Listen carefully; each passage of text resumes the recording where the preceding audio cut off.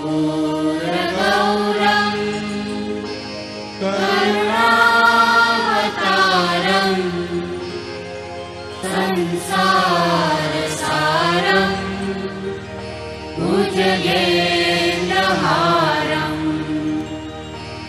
सदा वसन्तं हृदयारविन्दे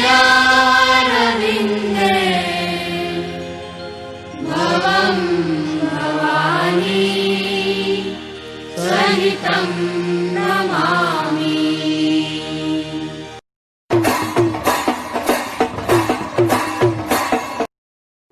नटराज शिव जी का एक नाम है उस रूप में जिसमें वह सबसे उत्तम नर्तक हैं।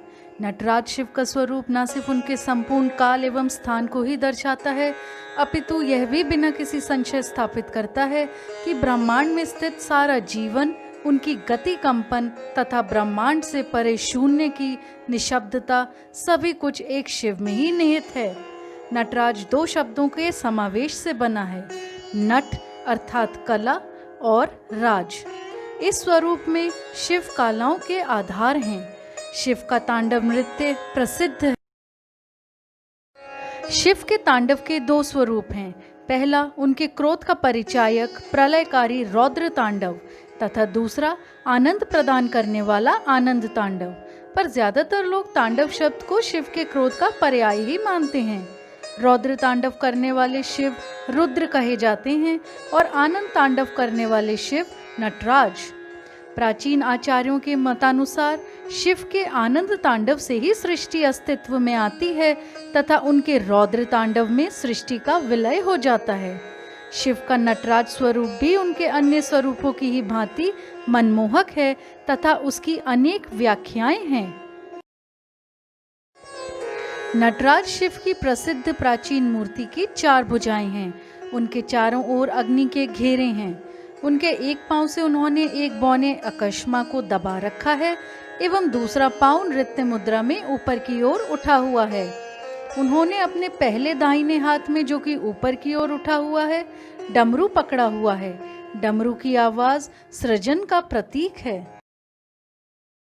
इस प्रकार यहाँ शिव की सृजनात्मक शक्ति का द्योतक है। ऊपर की ओर उठे हुए उनके दूसरे हाथ में अग्नि है। यहाँ अग्नि विनाश का प्रतीक है। इसका अर्थ यह है कि शिव ही एक हाथ से सृजन करते हैं तथा दूसरे हाथ से विलय।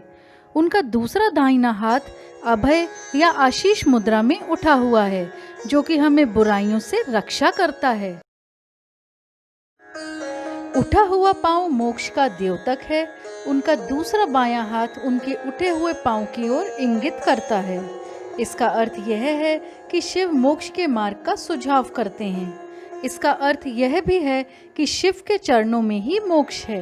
उनके पांव के नीचे कुचला हुआ बौना दानव अज्ञान का प्रतीक है, जो कि शिव द्वारा नष्ट किया जाता है। शिव अज्ञान का विनाश करते हैं। चारों ओर उठ रही आग की लपटें इस ब्रह्मांड का प्रतीक हैं। उनके शरीर पर से लहराते सर्प कुंडलिनी शक्ति के द्योतक हैं। उनकी संपूर्ण आकृति ओंकार स्वरूप जैसी दिखती है। यह इस बात को इंगित करता है कि ओम शिव में ही निहित है। आइए जानते हैं क्या है शिव के नटराज रूप की कथा। जब भगवान शिव शंकर ने त्रिपुर नामक असुर का वध किया तो उसके बाद वे खुशी से झूमने लगे। नृत्य की शुरुआत में उन्होंने अपनी भुजाएं नहीं खोली, क्योंकि वे जानते थे कि उससे प्रकृति का संतुलन बिगड़ जाएगा और सृष्टि का विनाश होने लगेगा। लेकिन भगवान शिव कुछ समय पश्चात नृत्य में इतने मगन हो जाते हैं कि उन्हें किसी तरह की सुध नहीं रहती और खुलकर नृत्य करने लगते हैं, जिसके साथ साथ सृष्टि भी डगमगाने लगती है। तब उस समय संसार की रक्षा के लिए देवी पार्वती भी प्रेम और आनंद में भरकर लास्य नृत्य आरंभ करती हैं, जिससे सृष्टि में संतुलन होने लगता है। वह भगवान शिव भी शांत होने लगते हैं। भगवान शिव को सृष्टि के प्रथम नर्तक के रूप में भी जाना जाता है। वहीं ऐतिहासिक रूप से भगवान शिव के नटराज स्वरूप के विकास को 7वीं शताब्दी के पल्लव एवं 8वीं से 10वीं शताब्दी के बीच दक्षिण भारत के चोल साम्राज्य से जोड़ा जाता है। वहीं योग सूत्र के जनक महर्षि पतंजलि द्वारा बनाए गए चिदम्बरम में स्थित नटराज स्वरूप की भव्य मूर्ति पुख्ता प्रमाण भी मानी जा सकती है।